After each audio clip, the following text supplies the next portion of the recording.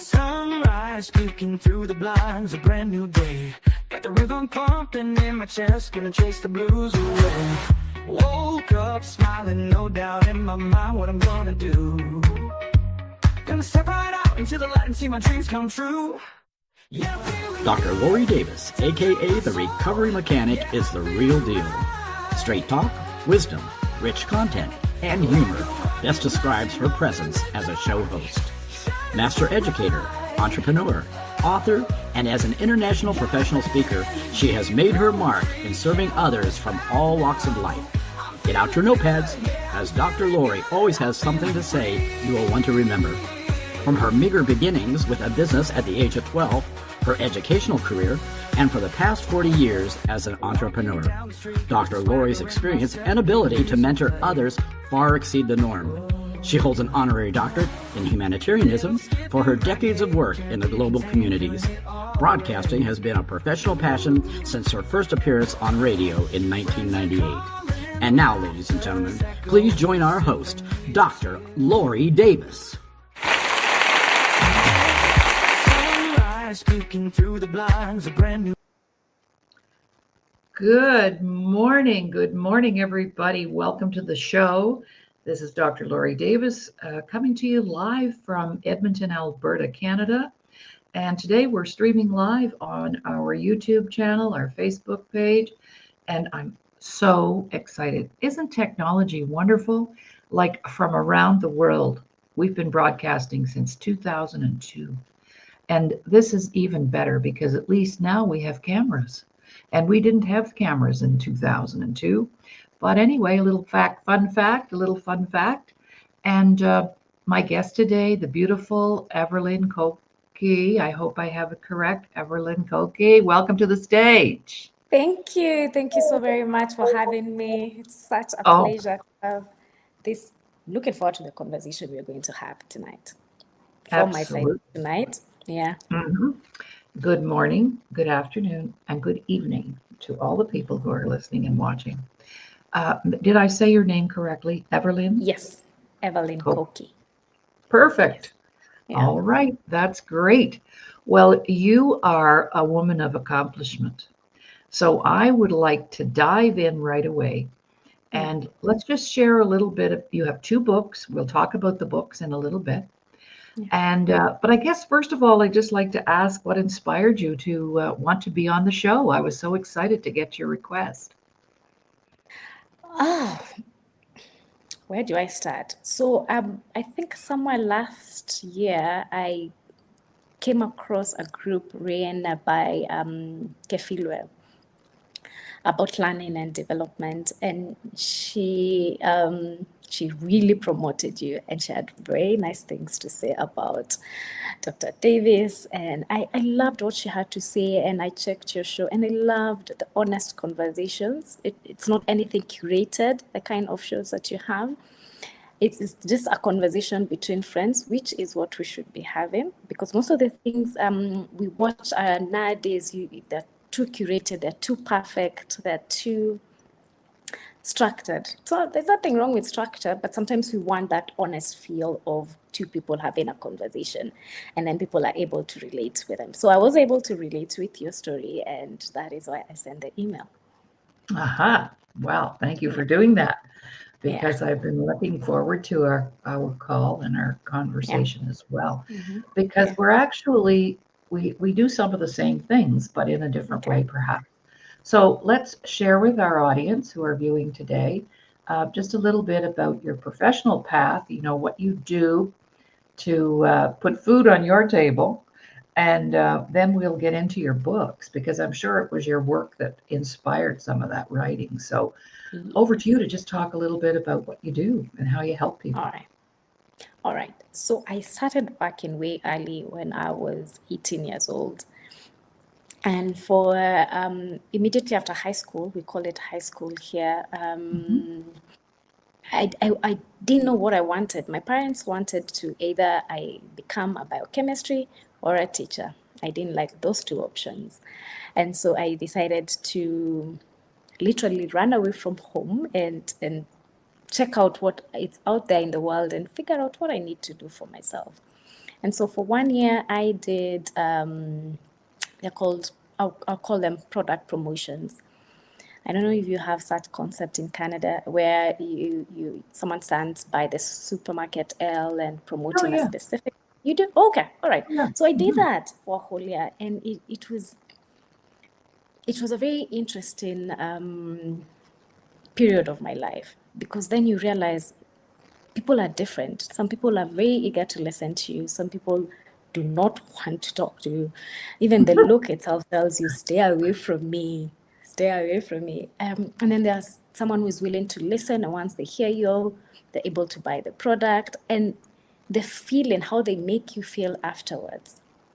I think that is where my love for leadership and people was born. So later on, I went to college. I did business management and finance, and finally, I did masters in organizational development.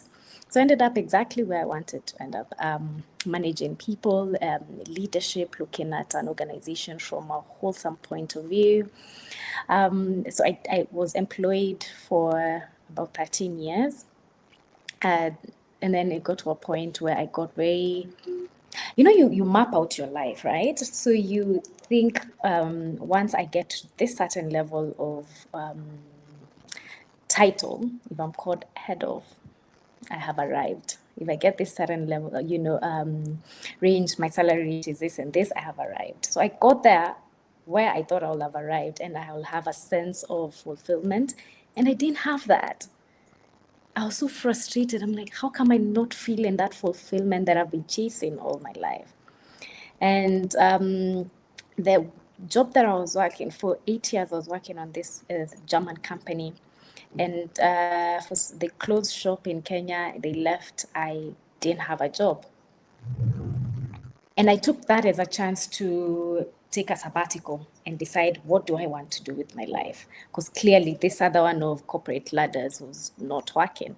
And that is how my consultant work that I'm currently doing and writing was born.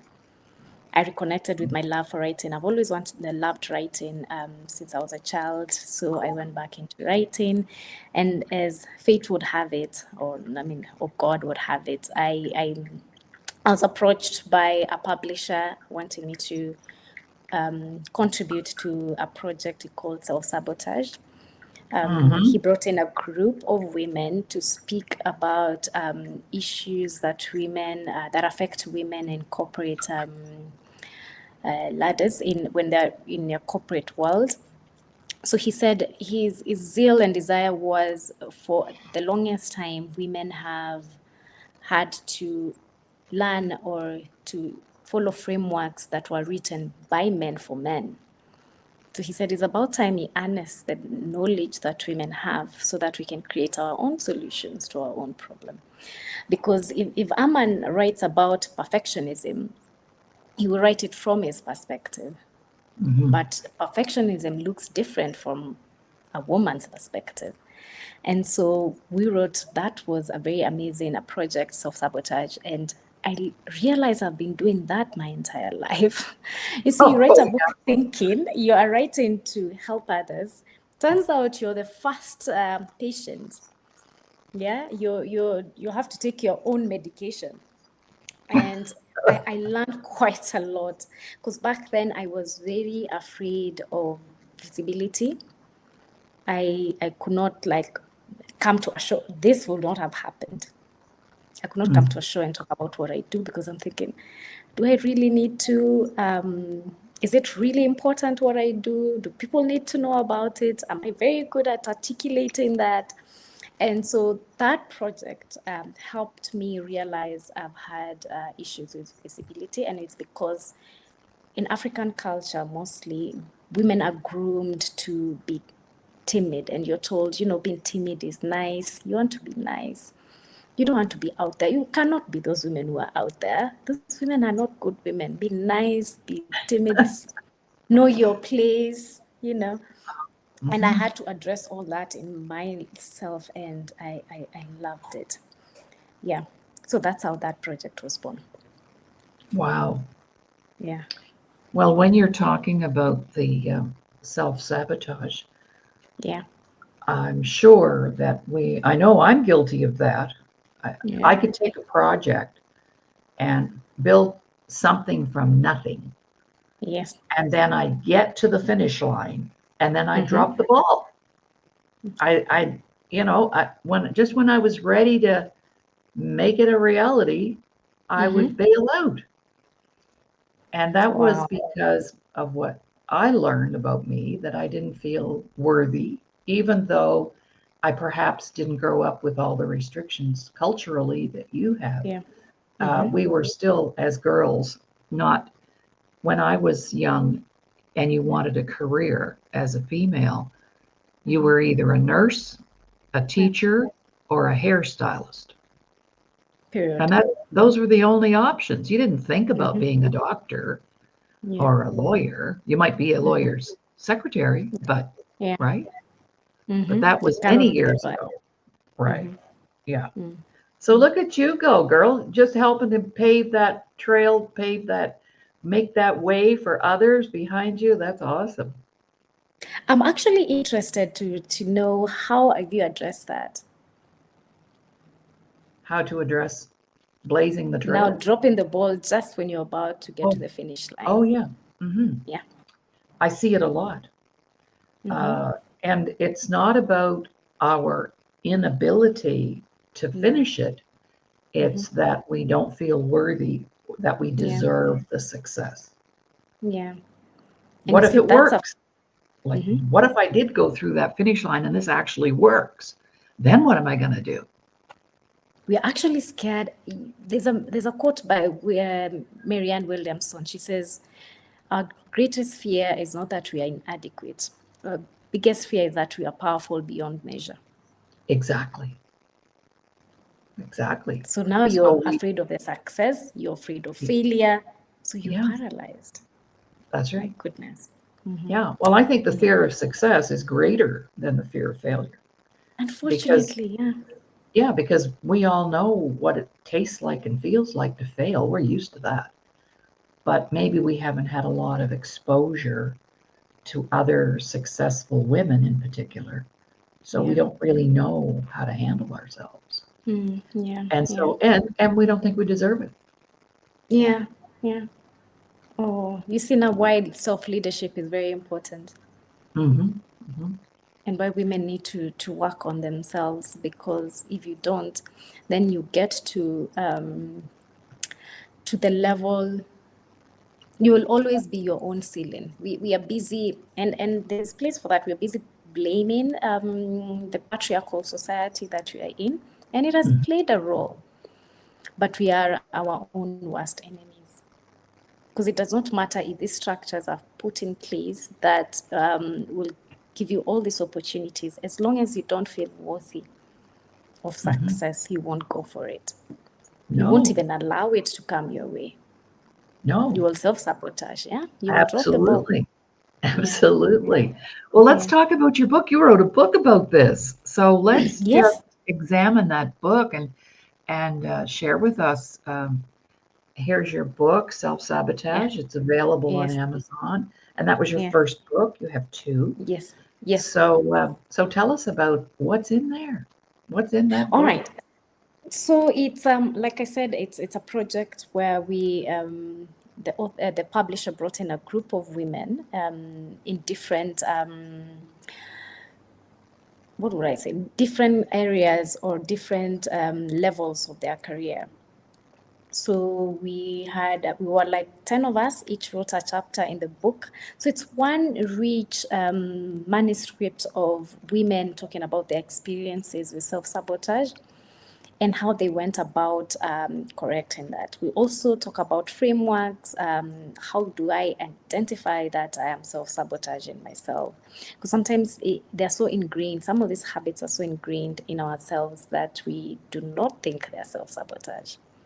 Like, for instance, if I go back to my example of not posting or speaking about my work, in my head, I was convinced I'm doing the right thing as a nice little girl, right? Mm-hmm. Only for me, once I'm doing research for this book, to realize I am actually self-sabotaging myself. I need to feel worthy. I need to be okay with success. I need to own it and be able to speak about it. And so I spoke about the society and how it influences their self-sabotage. So in as much as now I think I've talked a bit about, we grew up in a society where we were told how to behave as women. And so you grow up and you bring these beliefs that you have and assumptions to the workplace. And then we also get very upset with men. Like there's research that says men apply a job when they're 50% qualified. Women have to get to 100% before they apply for the same job. Wow. It's really bad. And so we now get even upset because I'm like, I'm more qualified than him. Right? Why is he getting that job? But because he had the courage to put himself and his application forward. And so we address these things. The role society has played, what the society needs to do about it. But at the end, I talked about, at the end of the day, there is no one called society. You have to face some of these things by yourself. They say sometimes healing, being wounded was not your wish, but healing is. You have to learn how to heal yourself. And so now we give out frameworks. I'm not sure if I should divulge the frameworks, but I'll speak a bit about them, about frameworks on how to address this. How do you, number one, let me just speak a bit about it, is become very self-aware. You can take yourself as a project. Write down what you've done, your rationale behind it. There's a position that came, I didn't apply this position because of this and that. How many times have I done that in the past? Yeah, and then you get to see a pattern and you realize, oh my goodness, this is me self-sabotaging myself. This is not normal behavior. I've just internalized it so much, it feels like a normal habit. It's not. And so you get to examine yourself and get to a level of self-aware that you scrutinize every belief, you see, sometimes we make decisions. Like right now, if I was, let me give an example of where we are. If I had a bias against white people, I'll say, you know what, I'm not going to a white show, to a show with a white person. And it's because someone along the way told you they're not good people. Right. But then you make decisions for your life based on that one belief. But you've never sat down and examined it. Where was it coming from? Is it really true, or is this someone's opinion of one white person they had an experience with? And so once you scrutinize every belief, why you make choices, where are they coming from? What is the intention? What is the motive behind every choice that you make? Then if you, let's say you take a week, a month doing that, you will come up with a list of the motives, intentions, and the behaviors that you exhibit. And you get to find out, my goodness, they are not normal behaviors, number one. They came from a belief. Then you go dig and try to understand where this belief originated from. Someone told me, someone insinuated, I saw it somewhere, I copied, and then now you intentionally realign yourself. And then you now build yourself intentionally. You get your core values, you have new beliefs, you know where you're going, and you realign everything that you do intentionally to this new person that you need to recreate. I would use that word. Nice. Yeah. Yeah, beautiful. Yeah. That makes so much sense to me. And of course, I know from my experience that most people are behaving from their, what I call their veils of unresolved trauma. And so even when people communicate, you can pick it up in their language and how they share and how they, like you said, don't put myself out there. Self-promotion is not easy to do because we were told when I was a little girl, now don't be thinking that just because you got a new bicycle that you're better than the kids next door. Right. Yes. Or if we were proud of something that we accomplished, now we mustn't be conceited and think highly of ourselves. Mm-hmm. Well, yeah, that's the whole idea of Yeah. accomplishment, isn't it? So I can be feeling good about me.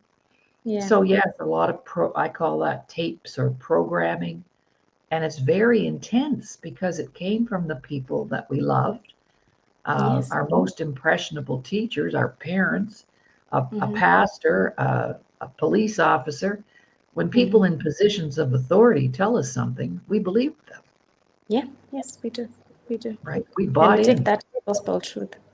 Yeah. Yeah, Mm-hmm. absolutely. Yeah. All right. I love that Mm-hmm. self-sabotage. We help people a lot with that too. But for us, we chose the path of focusing everything on repairing and restoring the self-worth that was damaged by the trauma. So nobody Yeah. escapes, and when you talked about color, I always say to my clients, all right, here's a good example. Mm-hmm. Here's a white woman, a black woman, an indigenous woman, and an Yeah. Asian woman, and Mm-hmm. they all just lost a baby. Yeah. Now, do you think in your heart of hearts that the color of the skin is going to determine the distress? Those feelings are universal. There is no Very. boundary. Mm-hmm. Suicide knows no boundaries. Feelings Mm-hmm. knows no boundaries. We Absolutely. all Yeah. bleed red. Like, come on, Mm. right? It's true. It's true.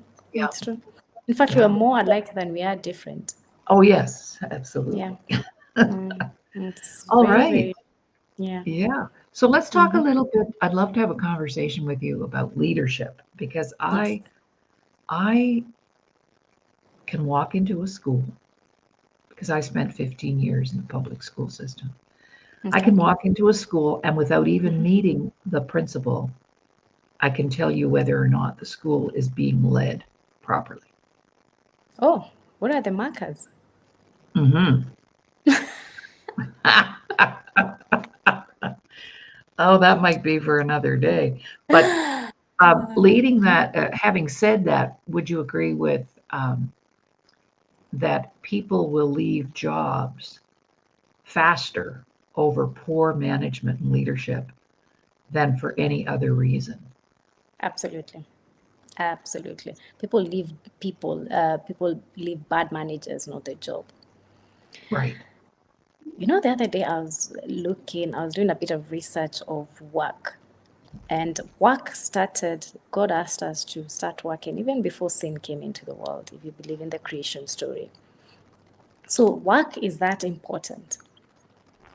It's something we can't do without. And the societies that came after, work was communal. It wasn't seen as something that I have to do. It was part of life. People went to go farming together. People used to go. I grew up in a part of Ukambani in Kenya, Nairobi, sorry, in Kenya, where it's a bit dry. And so for a while, we didn't have a borehole, so we had to go to this one spring of water to fetch water. And it's dry and it's also hot. So if you don't get there on time, early in the morning, you will have to queue for long hours. And then you will have to carry your jerry can in the scorching sun. And so what we used to do is wake each other up, a few of our neighbors, early in the morning, 5, 6, whatever, depending on the time. All of us go together, fetch water, come back. And while I was reflecting on that experience, I realized that's how work was supposed to be. It never felt like work. For us, it's part of life. But now with the capitalism and offices and KPIs and everything, work now feels like something I have to do to survive and to live. Now, the communion that was there in that was supposed to be there when it comes to work, it's no longer there. People are enemies at work. And you wonder why there's so many burnouts, fatigue, people are suicide even cases at work. Someone is a high level manager and they have committed suicide. You're wondering why that has been. It's because we've taken the communion bit of work out of the picture and concentrated on money and performance and KPI. And so that is why leadership is very important. We have to restore the dignity and the place of work in people's lives. While you're leading people, you have to realize these are people with life. These are people with families and ambition. You have to see them as part of yourself, not someone who is distant out there. And once you do that, but you can only now do all that when you're self-aware, right? You have to be very intentional and very self-aware of the environment. The same way you're saying you can walk into a school and you can tell the leadership there. Exactly. Because a leader carries an aura, if I would say that. We've seen organizations that were doing so badly. One leader steps in, and suddenly things change. Or a team that was not cohesive at all, a leader steps in and things change. So when you're in a position of power, you have to realize it's not about you. It's about the people you're leading. How accountable are you to them? How well do you know yourself to not step in someone's toes, or to even realize when you are stepping in someone's toe and apologize? Right. Yeah, Right. because there are some leaders who will step on you and they won't even know they're stepping on your toes. And yeah, so I'm very, very passionate about leadership because I think we need to restore. I don't want to say work-life balance. I think we need to restore the communal bit of work. And there are many studies nowadays showing that trust is a key. It's a key component of how a team performs. Now, you cannot have trust if you're not treating your team members well, if you're not being intentional about your every action. Yeah. I don't know if I've answered you or talked about many other things. Well, we Or always, both. yeah, the speed of the leader is the speed of the gang. And when you look on the dark side of leadership, there are many great leaders out there, but they're leading people to the wrong place, Yes. like a gang, for example, and gang members. Very strong leadership in those organizations. Yeah. Organized crime. These all have very strong leaders. Yeah. The problem is, it's for all the wrong reasons, but it still demonstrates leadership Yeah. because you can lead people down a garden path too. Yeah. Yes. True. Right. So, having said that, let's go to your second book, Navigating Change. Tell us about that book. I think you're a little frozen. I think you're a little frozen there.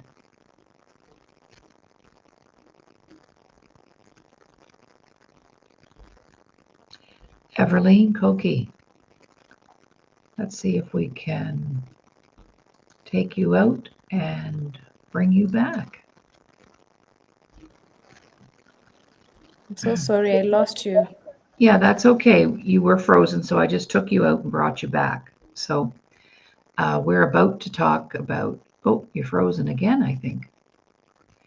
Your book, Navigating Change. Yes. So tell us about that. Oh, okay. So after the work we did with self-sabotage, now that you know you've been self-sabotaging yourself, what next? Now comes the whole different mountain, because self-awareness is one thing.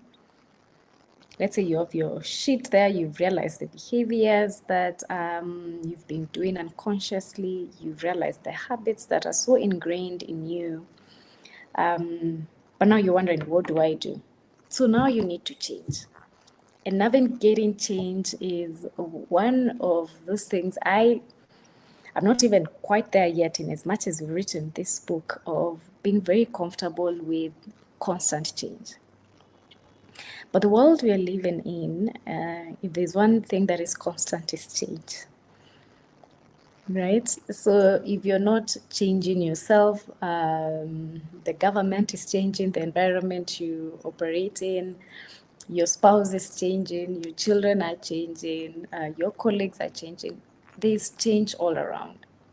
Now, what do you do? And that is how navigating change came in. What I like about this book is we didn't say change is easy. We said we understand how hard change is, but here are ways that we can make it easier. For instance, let me pick about one concept that is universal about change, resistance to change. As a leader, you introduce change in an organization. The first thing you realize is there are people who are saying, we do not want this change. That's the first thing. And people will fight you. Oh, they will fight you. And so, as a leader, how do you manage that? So, we give frameworks of telling you have to realize that there is a psychological component to change, there is an emotional component to change. I will oppose change, not because I don't like this change, but because this change makes me scared, makes me afraid. The change could be good for me, but I'm worried about the other side of that change. And so, as a leader, if you have that information beforehand, you'll be very intentional on how you communicate this change. And it will not surprise you when someone is resistant to change. Mhm. And most importantly, you will not take it personally. Oh, big one. Big go. Yes. You will not say it's me, it's something I've done, they don't like me as a leader. No. No. Yeah. No. It's about them. It's how they're processing this change. And now we give you tools and information to, when you're even before going to change itself, you know what to expect. So it doesn't surprise you, it doesn't catch you off guard. Yeah, you don't get to overreact in a meeting when someone says, we don't like this change. Why are you introducing it? You'll be like, very good question. And I am totally in agreement with you. Now you have a better way of handling it. Yeah, than Right. just overreacting. Wow. Yes. Well, I know a couple of things about change. One is we resist that which we need the most. Can say that again. Should have that on a t-shirt. We resist that which we need the most. And so, I had taught school for 15 years and I was pretty programmed, heavily programmed. And I think I have a feeling the more education we have, the more programmed we become. So I had retired and was doing my own thing, but one day I was in the neighborhood of the school that I last worked in. So it was a good 5 years later, and I thought, wow, I think I'll go in. It's recess time. The staff will be in the staff room, and I'll get to see some old friends. And so I just walked in. It was like I had never left. They were still sitting in the same chairs that they always sat in. They were wearing the same old sweaters. Yeah. Some of them had never changed their hairdo. And they were driving the exact same car. And if they had a new car, it was the same color as the old one. I'm serious. And I thought to myself, because when I was the vice principal in the school, so I decided that the staff room needed a brush up. So one weekend, a bunch of us went in and painted it and fixed it up, and it was still the same. Nobody else had ever painted it in 5 years. Talk about resisting change. But you see, oh yeah. And of course, for me, I grew up in the school system, got my education. What did I do? I went right back into the system that I knew. I didn't go outside and become a banker or work in an office because that was the controlled environment that I could control and didn't have to worry about too much change. The illusion and of comfort. I could get away with the old sweater. That's a good one. Isn't it?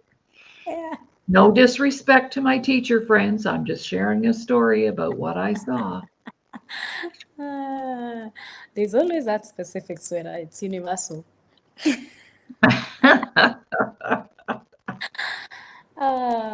So Yeah. when people, how do people reach out to you? We should put your contact information up. Shall I put your email up? Yes, evecokie@gmail. Yeah, because people may want to reach out to you, and Yes, yeah. you never know what might happen. So we'll And just put then, that up and mhm, scroll that because that's important if you want to talk to Everlyn yourself, yeah, or you want to know more about her books, or she's a consultant. You might get a contract in Canada. Who knows? Right? that will 'Cause be life changing. this goes everywhere, and heaven knows we Yeah, could use some help in leadership. right. We Yeah. we're struggling. We're no Mhm. different. And so let's talk a little bit about just because I'm the vice president of sales and I have 150 salespeople to look after, doesn't Mhm. really make me a leader sometimes, just because I have No, the title. Let's no. talk about that. What do you know Someone about that? actually wrote a book, A Leader Without Title. I think Oh, it's Robin Sharma. oh, Yeah. wow. Yeah. Mhm. So Cool. no, what makes you a leader is what you are doing with what you've been entrusted with. I Could think you for me repeat that that? That's what makes worthy. you a what makes you a leader is what you do with what you've been entrusted with. Oh, that gave me shivers. I'm glad. That Yeah. is deep. Otherwise, you have no business calling yourself a leader. Because if we were to look at the greatest leaders of all time, Mhm. their impact is still being felt to date. Yes. Another shiver. Yeah. They took Well, what they were entrusted with, they took care of it, and it has lived to serve generations. right. Yeah. Yeah. Martin Luther King Jr., Nelson Mandela, Mother Teresa. We could name them right here, Yeah. Yeah. right? Yeah. Yeah. Yeah. Now that is leadership. Gandhi. Yeah. Wow. That is leadership. Hmm. That is. They knew the the purpose they were created for was beyond them, Right. and they gave themselves selflessly to the purpose, and they did whatever they needed to do to make it a reality. And that is why we Even are if it still was death or incarceration or, right? it did not matter. They were all in Uh, jail, every single yeah, one of them at some point. Mhm. I was actually listening to something last night, and he said, if you're not willing to die, you will kill yourself by distractions. If you don't have a cause you're willing to die for, Oh, wow. you will kill yourself. And that is what leadership is all about, having a cause you're willing to die for, so that you Hmm. don't get to kill yourselves with all these other things, whether it's pride, whether it's greed, whether it's excess ambition, whether it's whatever it is. Wow. So those are the only two paths, actually. Wow. Yeah. That's amazing. Those are the only Wow. two paths we have. Yeah. Mm. And how you choose determines your legacy and the legacy of, and it has a ripple effect to everyone you come into contact with. To you can never even tell how far this will go. If someone was to resurrect Nelson Mandela now, Mother Teresa, they'll be shocked at the impact their lives has had. Yes, if they were here to look back. Yeah, Right. yeah, yeah. So I Wow. think Yeah. we should look at leadership from that perspective. Look at what you've been entrusted with. Think about the legacy you want to leave behind. Think about the ripple effect of your actions. See the end of your life and the impact you'll make, and then I'll come back. Hmm. Live for that vision. Hmm. Yeah. Hmm. Yeah. Well, you see my painting up here behind me. Yeah, I see There's a it. little Yes. plaque on there. There's a little plaque Mm-hmm. there. Mm-hmm. And it's in 1992, when I started this company, Mm-hmm. we had a vision statement. That's three words. It's up there. Mm-hmm. World well being. Now that's And leadership. now I look at it now and I go, wow, what was I thinking? Like a leader, you were thinking like Right? a I leader. think, what am I Yeah. doing here? Oh my Mm-hmm. goodness. So That is what you. yes, that's all true. I believe in all of that. Yeah. And, Yeah. when I left teaching in 1984, uh, there was no looking back, and I haven't had a job since. Mm-hmm. This is my job, and I created everything that I Yeah. do. I created the job myself. That's Yeah. what you're doing. Yes. Yes. Yes. And those when you were presenting the other day, you said something about the impact you've had. There's a project you mentioned. I think it was the orphanage, where you went to speak to a group of children and leaders. I'm forgetting there's something you said that was very profound. I'll remember it and share it, I but don't it was know. very, very profound about walking into these children. Either they don't have, I think it was an orphanage. Hmm. Yeah. They don't have And parents. now that's what we were talking about, giving yourself to a cause, to Hmm. people who will never ever pay you back. There Yeah. is no way they'll ever pay you back. But a word you spoke right there changed a child's perspective of life for Hmm. good. Yeah. Yeah, yeah, for good. Absolutely. Yeah, Absolutely. yeah.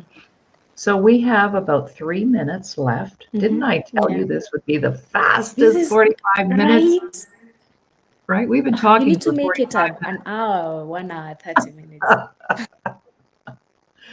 All right. So, anything you'd like to share as we wrap up? Just, I love talking about leadership, and I think for someone so young and so beautiful to have that insight and to have that perspective is incredibly refreshing. Yeah. Oh, And thank you. thank you for that and Mm-hmm. for all that you're doing in Yeah. your part of the country, part of the Mm-hmm. world. Yeah. And we'll probably talk again, I'm sure. Oh, I'm sure. definitely. Definitely. Right. Yes. So if we had, I always like to end with this, if we had 1,000 young people in an Mm-hmm. audience and you and I were on the stage together, Mm-hmm. Mm-hmm. picture that, and we had just a few minutes to give them some words of encouragement, what would you say to them? There's something in you, but it can only come out when it's well developed and when you've removed all the distractions that are standing in the way. And that something is in line with your purpose and service. You have to be in service of others. So as soon as you manage yourself enough to realize what that thing is, and you live for it, willing to die for it, you'll be unstoppable. But anything else is a distraction. And you will Wow. not even feel good about yourself. It does not matter. We've had this example over and over again. It does not matter how many things you've accumulated. It does not matter how much you have. What matters is what you've left in the hearts of people that you've interacted with, how your Right. life has changed lives and impacted lives. Once you do that, you will live on whether you're here or you're not. And that's the whole point of life. That is so beautiful. See, just off the top of your head, look at that. Thank you for that. That gave me chills. Thank you. Ooh, you've given me about 5 chills during the show. It's not actually I love cold that. I here. love that. All right, Yeah. my guest today, Everlyn Koki, thank you so much, all the way from Kenya, Africa. So wonderful to have you on the show. And go to YouTube. The only thing we ask of our audience is go to our YouTube channel, Laurie Davis Show Host. We'll be there. Go in, subscribe, send your friends. And if they want to hear a really beautiful conversation we've had today on leadership, then I would highly encourage you to take it to your leaders Yes. and call Everlyn. Yeah. And Get in touch Evelyn with her. Koki in all social media. Everlyn Cook. Yeah, All perfect. right. Yeah. Okay. Thank you Bye so for much now. for this. Bye. Oh, you're welcome. We'll talk Yeah. soon. All Bye right. for now. Cheers.